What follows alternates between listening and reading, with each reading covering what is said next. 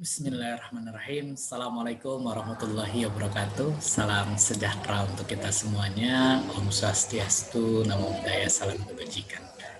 Semoga semuanya berada dalam keadaan sehat, dilapangkan urusannya, dimudahkan rezekinya. Amin ya rabbal alamin. Baiknya, pada pertemuan sekarang kita sudah memasuki tema tentang negara dan konstitusi serta otonomi daerah dan good and clean governance. Saudara-saudari semuanya, sebelum lebih jauh kita membahas topik ini, tentu kita harus paham dan mengerti bagaimana definisi dari negara tersebut. Ini ada setidaknya 3 orang ahli yang saya kutip di sini, ya. Saudara bisa baca cepat saja. Misalnya begini, Josh Jelinek ini mendefinisikan negara merupakan organisasi kekuasaan dari sekelompok orang yang telah mendiami wilayah tertentu. Jadi ada organisasi di sini, organisasi kekuasaan sekelompok orang yang telah mendiami negara. Kalau kita analisis pendapat ini misalnya berdasarkan unsur negara, di dalam sebuah negara itu kan harus ada pemerintahnya, harus ada rakyat, ada wilayah. Berarti pemerintah di sana siapa? Organisasi kekuasaan, artinya kan ada yang pemerintahnya, ada anggota kalau dalam sebuah organisasi. Sekelompok orang-orangnya mendiami wilayah tertentu, berarti terpenuhi ya 3 unsur ini. Kemudian menurut Roger F. Solto, negara alat atau wewenang yang mengatur atau mengendalikan persoalan bersama atas nama masyarakat. Nah, jadi Solto mendefinisikan bahwa negara itu sebagai alat atau wewenang. Kenapa negara mampu mengatur orang? Karena dia memiliki wewenang untuk mengelola itu semuanya. Sementara Maria Mudiarjo mendefinisikan suatu daerah teritorial yang rakyatnya diperintah sejumlah pejabat, ada rakyat ya, sejumlah perintah oleh sejumlah pejabat, dan yang berhasil menuntut dari warganya ketaatan pada perundang-undangan melalui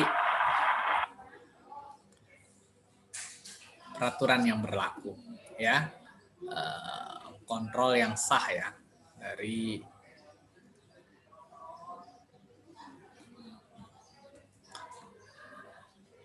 Jadi itu ada beberapa definisi dan kalau kita urai sebenarnya banyak sekali lagi definisi dari negara ini.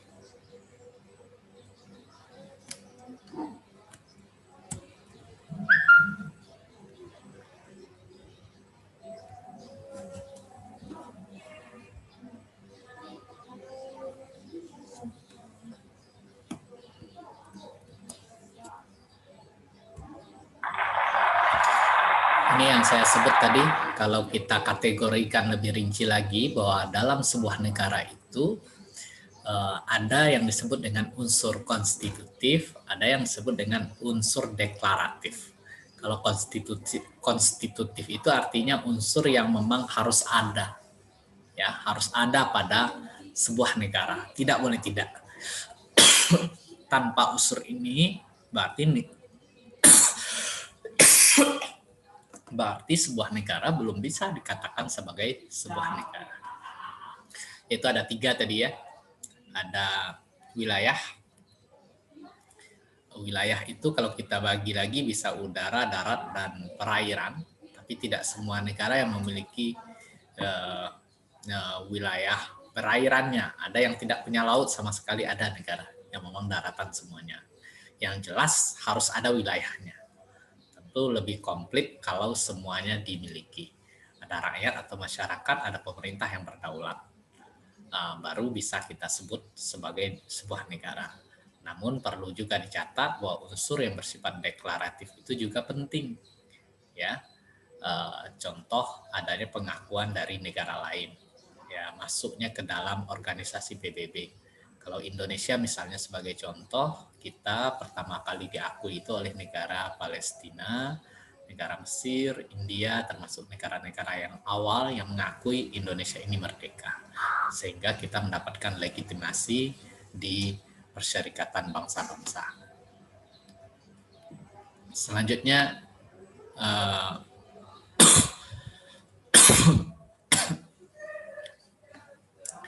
secara teori negara itu terbentuk, ya, ada teori hukum alam. Bisa saudara baca lebih lanjut nanti pendapat dari Plato, Aristoteles dan lain-lain. Ada teori ketuhanan, ya, menurut Julius Stahl, Thomas Aquinas, ya. Kemudian teori perjanjian, Thomas Hobbes, John Locke, Rousseau, Montesquieu. Nah, itu menunjukkan teori perjanjian di dalam terbentuknya negara.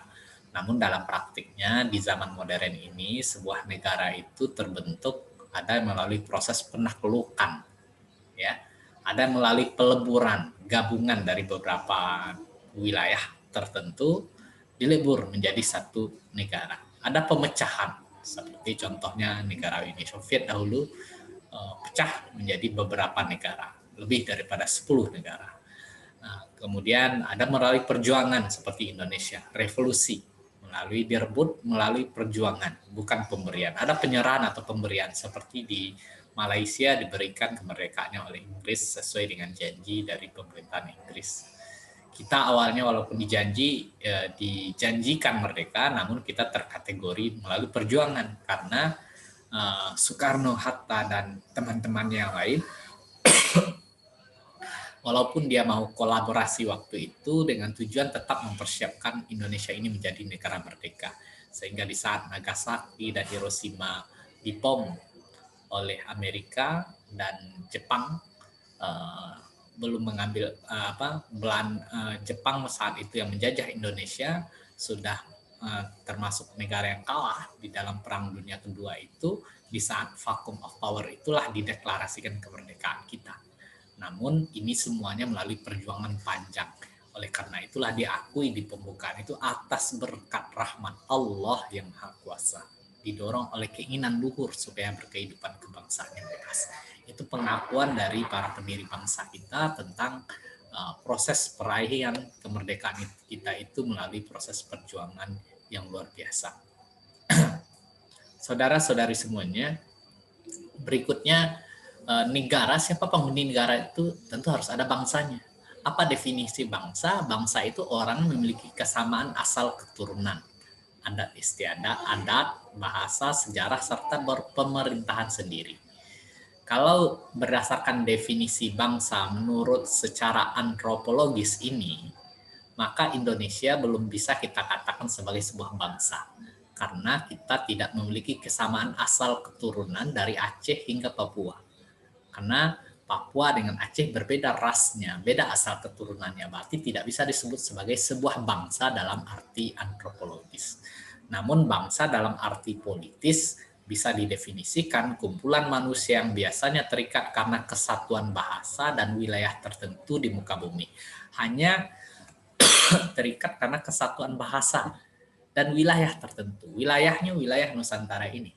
Bahasanya menjunjung tinggi bahasa persatuan walaupun masih ada bahasa lokal. Berarti sudah bisa didefinisikan sebagai sebuah bangsa dalam arti politis.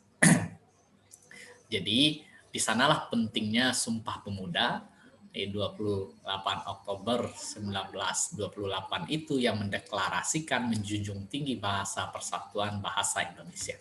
Bayangkan oleh saudara-saudari semuanya, andai kata tidak diciptakan bahasa persatuan nasional kita, setiap daerah dibiarkan pakai bahasa daerahnya, betapa ribetnya kita ini sebagai sebuah bangsa yang sangat beragam ini. Kalau pergi mau liburan ke Tangkuban Perahu misalnya, atau ke Ciwidey di Bandung sana, di Jawa Barat sana, maka saudara harus kursus bahasa Sunda dulu misalnya demikian. Demikian juga kalau pergi ke Raja Ampat ke Papua harus belajar bahasanya, ke Makassar harus belajar bahasa Bugis dulu. Ya, demikian juga ke Minang harus belajar bahasa Minang dulu. Ya, alhamdulillah para pendiri kita orang-orang yang visioner memikirkan ini semuanya. Sehingga diciptakanlah sebuah bahasa yang saat itu dideklarasikan bahasa Indonesia. Yang induknya adalah bahasa Melayu. Kenapa ini yang dipilih? Karena bahasa Melayu itu merupakan bahasa yang egaliter, sifatnya sudah menjadi lingua franca pada saat itu. Selanjutnya, ini sejarah lahirnya konstitusi. Ya, saya kutip hanya 4 poin saja. Ada konstitusi Yunani kuno, Piagam Madinah, yang dibikin Rasulullah. kemudian konstitusi Inggris dan Prancis, konstitusi modern saat ini. Nah, ini secara etimologis konstitusi itu menurut berbagai bahasa yang ada. Yang intinya dia itu berarti sebagai hukum dasar atau undang-undang dasar. Di Indonesia, konstitusi lebih diidentikan dengan undang-undang dasar. Ya, namun dari segi makna sesungguhnya konstitusi itu lebih luas dari undang-undang dasar. Karena konstitusi meliputi peraturan yang tidak tertulis. Ini unsur-unsur yang harus ada di dalam sebuah konstitusi. Ada struktur organisasi negara dengan lembaga-lembaga negara yang ada di dalamnya serta kewenangannya. Jadi kalau kita ingin melihat miniatur dari sebuah negara, lihat konstitusinya. Ya, kemudian ada tugas wewenangnya, jaminan tentang hak asasi manusia, ada pembatasan kekuasaan pemerintah agar dia tidak berbuat sewenang-wenang. Ini fungsi dari konstitusi itu, ya. Pedoman dasar dalam penyelenggaraan kehidupan negara agar negara berjalan tertib, teratur, tidak terjadi tindakan sewenang-wenang pemerintah terhadap rakyatnya, serta tercapai tujuan hidup bernegara itu secara efektif dan efisien. Lebih rinci, Profesor Jimli As-Siddiqi sebagai pakar hukum tata negara menguraikan ada 8 fungsi dari konstitusi itu. Ya, saudara bisa analisa nih penentu pembatas, apa batasnya kekuasaan antara presiden dan DPR, misalnya kalau dibawakan ke konstitusi kita. Pengatur hubungan antar organ negara, gimana hubungannya antar eksekutif, legislatif, dan yudikatif. Pengatur hubungan kekuasaan antar organ negara dengan warga negara, ya, diatur di sana, ya, di dalam konstitusi. Dan bisa Anda skimming saja itu lagi, ya, dianalisa lebih dalam, didalami fungsi-fungsi ini semuanya. Ini tujuan dari konstitusi, ya, membatasi kekuasaan penguasa, melindungi HAM, pedoman penyelenggaraan negara. Ini beberapa contoh ya konstitusi terpanjang dan terpendek jumlah pasalnya. India termasuk yang terpanjang 394 pasal, sementara Spanyol hanya 36 pasal saja. Ini sistem konstitusi di Indonesia. Dalam sejarah perkembangan ketatanegaraan Indonesia, 4 macam konstitusi yang pernah berlaku di negara kita, ya. UUD 1945, UUD RIS, UUD S 1950, dan kembali ke Undang-Undang Dasar 1945, ya. Nah, kemudian di amandemen menjadi 4 kali, ya. Yang pernah berlaku.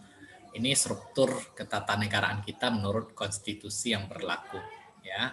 Ada eksekutifnya, DPR, MPR, DPD, kemudian ada ini legislatifnya, ini eksekutif, ini yudikatif, ya. Dan ke bawahnya. Semua lembaga ini merupakan lembaga yang disebut di dalam konstitusi dan memiliki kewenangannya yang diatur oleh konstitusi. Ini pelaksanaan Undang-Undang Dasar atau konstitusi itu sendiri serta Pancasila di beberapa orde pemerintahan. Ada beberapa keunggulan dan kelemahannya, ya. Di masa Orde Lama itu tingginya semangat nasionalisme, presiden seumur hidup, ada Nasakom, itu kelemahannya. Sementara di masa Orba tingginya semangat pembangunan sebagai keunggulan, KKN kapitalisme monotafsir ideologi untuk melawan politiknya oleh pemerintah yang berkuasa saat itu kelemahan. Di era reformasi tingginya semangat demokrasi, namun kelemahannya pusat vs otonomi daerah, dominasi kapitalisme. Itu beberapa poin kelemahannya. Sebagai kesimpulan terkait dengan konstitusi per periodenya bisa kita lihat di slide berikut ini, ya. Selanjutnya kebijakan penyelenggaraan pemerintahan. Nah, mengenai otonomi daerah. Tentu harus relevan dengan tujuan nasional, ya, hak warga negara yang diatur pasal 27 sampai 34. Kemudian ada desentralisasi, pasal tentang pemerintahan daerah, kemudian otonomi itu didefinisikan sebagai hak wewenang dan kewajiban daerah otonom untuk mengatur mengurus sendiri urusan pemerintahan dan kepentingan masyarakat setempat dalam sistem negara kesatuan Indonesia.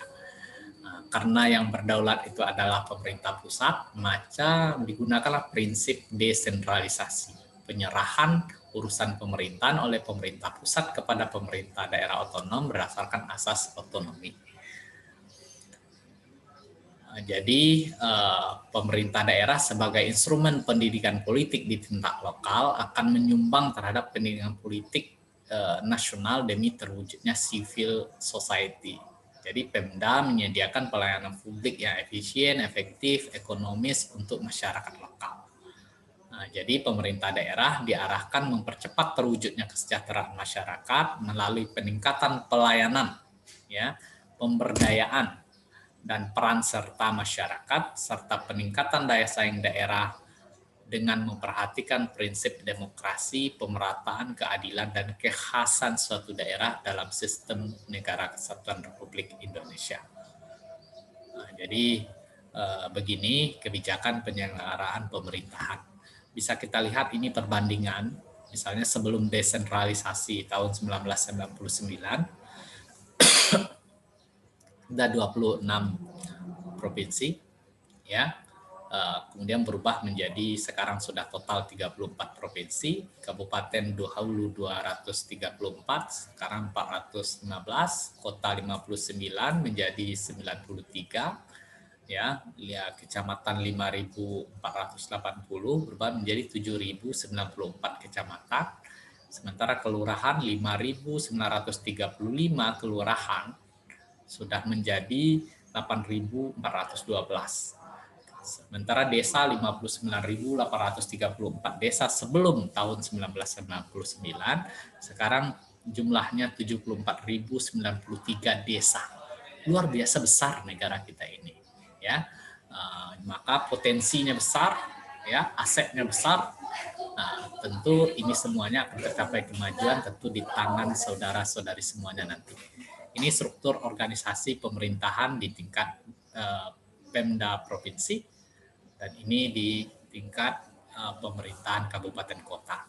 Jadi hubungan, ya, bagan ini menggambarkan hubungan antara pusat dengan daerah otonom, ya. Jadi gubernur itu berperan sebagai pembina, pengawas, supervisi, monef terhadap pemerintahan kabupaten kota. Ini pembagian kerjanya. Ini urusan mutlak, urusan pusat yang 6 perkara ini. 6 poin ini. Kemudian ada urusan bersama pusat, provinsi, kabupaten, kota. Yang ada yang pilihan sifatnya ada yang wajib. Ini yang wajib seperti kesehatan, pendidikan, lingkungan hidup, pekerjaan umum, perhubungan itu termasuk diurus oleh semua pemerintah daerah. Namun kalau untuk yang opsional ini itu harus disesuaikan dengan potensi daerahnya masing-masing. Ini ada urusan pemerintah yang diotonomikan itu yang wajib, yang berkaitan dengan pelayanan dasar, ini harus ada semuanya nih. Ini yang tidak berkaitan dengan pelayanan dasar, tapi ini juga wajib, ya. Sementara ini yang sifatnya pilihan tentu disesuaikan dengan kondisi daerah masing-masing. Kalau daerahnya daerah laut, tentu urusan kelautan yang harus dikembangkannya. Kalau pariwisata sebagai unggulannya harus pariwisatanya untuk mendongkrak ekonomi dan kemajuan masyarakatnya. Demikian saja mungkin sebagai materi pengayaan kita pada materi ini. Cendrawasih burung krian, cukup sekian. Terima kasih. Assalamualaikum warahmatullahi wabarakatuh. Salam semangat, salam Pancasila untuk kita semuanya. Assalamualaikum warahmatullahi wabarakatuh.